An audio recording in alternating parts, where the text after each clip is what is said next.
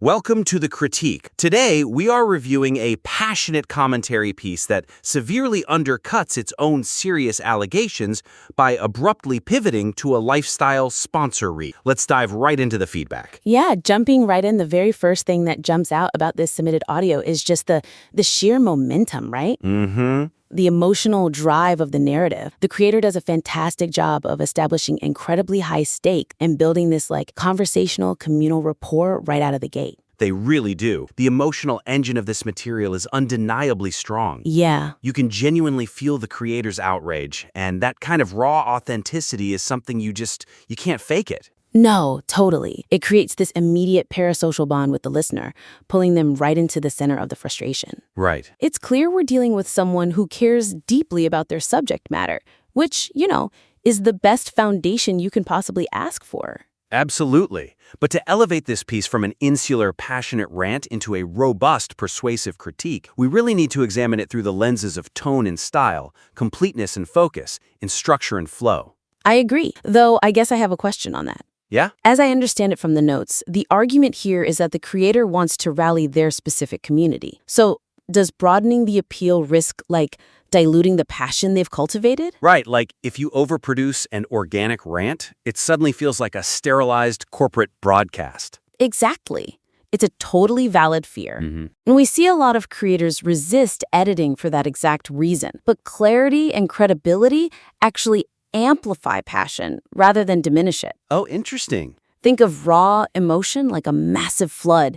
It's incredibly powerful, but it's entirely chaotic. Right, it just washes over everything. Exactly. It doesn't make a distinct impact on any one target. When you apply structural clarity and tonal discipline, you aren't removing the water. You're building a hydroelectric dam. Oh, I like that. You capture all of that exact same power, but you direct it purposefully. We want to ensure the creator's righteous anger is actually turning the turbines of persuasion, Rather than just splashing aimlessly and hoping somebody gets wet? Yeah, exactly. So if we're looking to build that dam, the first major crack in the current structure seems to be the tone. The emotional intensity of the language risks alienating listeners who aren't already deeply entrenched in the conflict. Yes. The weakness here is that the piece heavily utilizes extreme hyperbole and ad hominem attacks. Over the course of just a few minutes, the subject is called literally Satan, Satan's bitch, and a false idol. Which, sure, showcases passion. It does, but it actively dilutes the very real, serious journalistic claims being made in the exact same breath. Right, because they're bringing up stuff like the subject discouraging people from joining the U.S. military due to September 11th conspiracies. Yeah, and allegations of incitement resulting in literal assassination attempts. Those are massive, heavy allegations. They are. And by wrapping those severe allegations in supernatural insults, the material inadvertently gives critics an easy reason to dismiss the valid points as mere internet drama. Oh, totally. Because if you present a serious allegation of real-world harm, but package it in hyperbolic name-calling, the opponent doesn't actually have to defend against the serious claim. Right. They just point to the insults, declare you unserious, and walk away. You're handing them an off-ramp. Exactly. If I accuse you of orchestrating a massive financial crime and then immediately call you a stupid doo-doo head. Nobody's going to investigate the financial crime. They're just laughing at the delivery. Right, so the suggestion here is to consciously calibrate the outrage. Let the shocking nature of the factual actions do the heavy lifting, reserving colorful language for lighter commentary rather than mixing it with reports of real-world harm. How does that actually sound in practice, though? Like if the original script says, she is Satan's girlfriend, and the people she inspired are insane.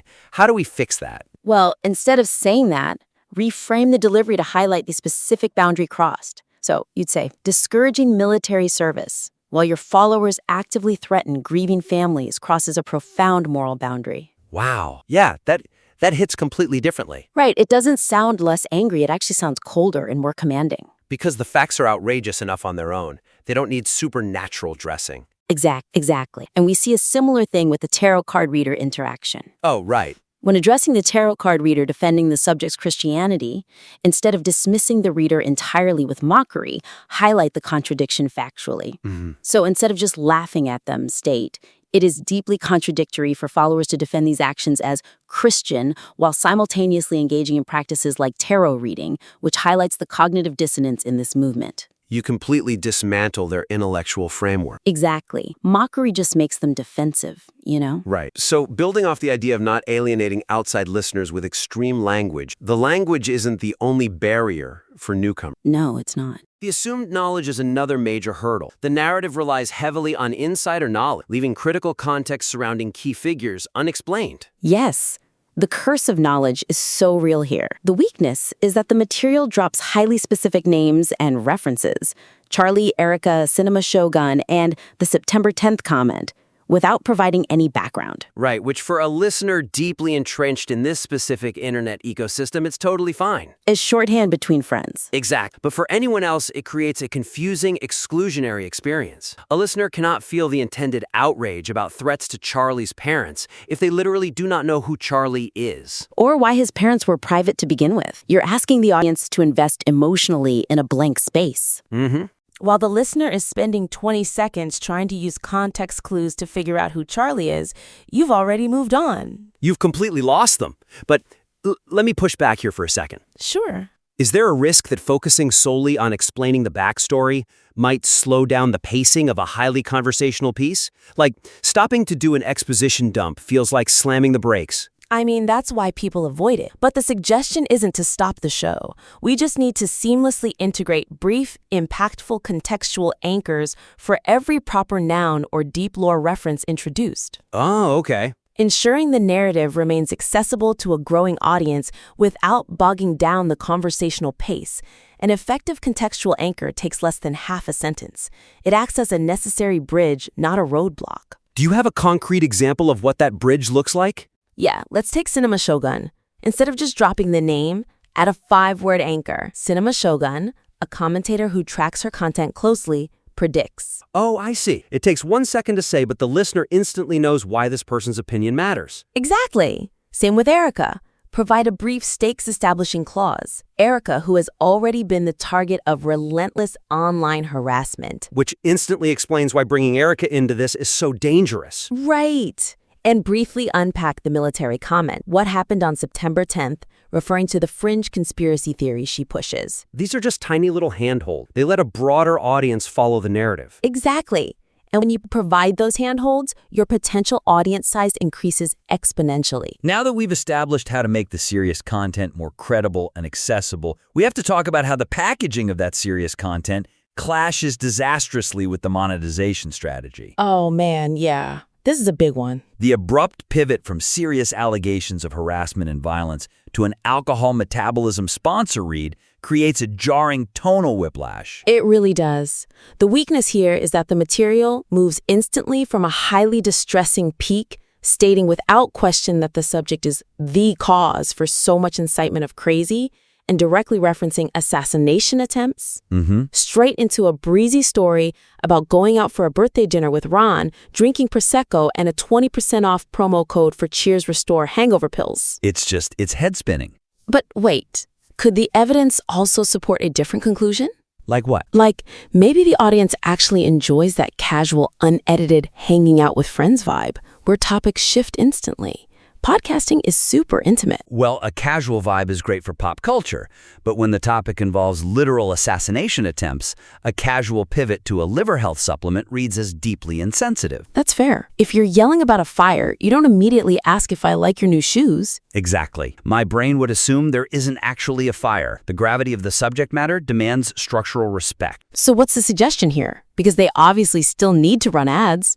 Oh, okay. Like a literal pause? Yeah. Insert a hard musical bumper or a distinct pause between the commentary and the ad read to reset the listener's emotional state. Even just 3 seconds of silence. Or what if they don't use sound design? Then use a formal script-level transition that acknowledges the pivot, like, we're going to continue monitoring the distressing situation with Charlie's family, and we'll keep you updated. On a completely different note, tomorrow is my birthday. Ah, giving explicit permission to change emotional posture. Right.